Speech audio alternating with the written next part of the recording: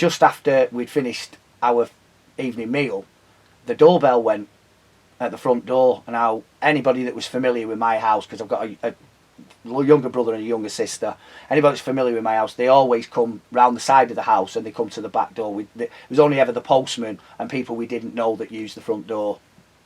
So I walked towards, my mum and dad said, you know, go and see who that is at the front door. So I walked towards the front door. Well, the inner door it had frosted glass in it, and I could see sort of two figures through the door. And then I opened it, and standing in front of me was Sir Alex Ferguson and Brian Kidd. Now you can imagine my sort of reaction to that, seeing the manager of Manchester United that I'd never met before standing in front of me with Brian Kidd at my front door, and I've got my mum and dad over my shoulder. Obviously this is the reason why they didn't want me to go. So they had been tipped off almost. And they'd obviously arranged it, and they turned up at the house. And obviously I didn't know at the time.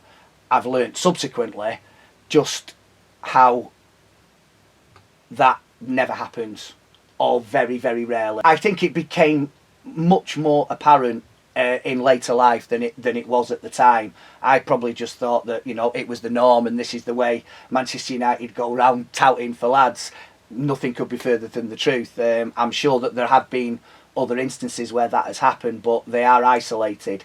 So that was where the switch over happened. Obviously I was delighted. Sir Alex Ferguson coming to my house, and Manchester United has been my boyhood club. And I wasted no time in switching over. I didn't sign any forms. I was 14 years old at the time. I didn't sign any forms at all. I think when I spoke with my dad, my reasoning behind it was that at that time, I still had 2 years of school to do. I wasn't ever going to sign until I was 16 YTS forms. And in that time, I could have a change of heart.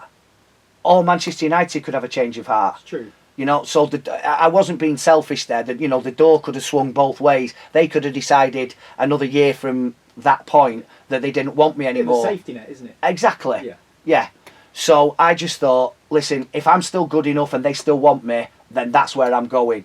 But there is that sort of a gap now for either of us to be able to change our minds, if you like. And they were perfectly happy with that. But I was true to my word. I didn't sign for anybody else.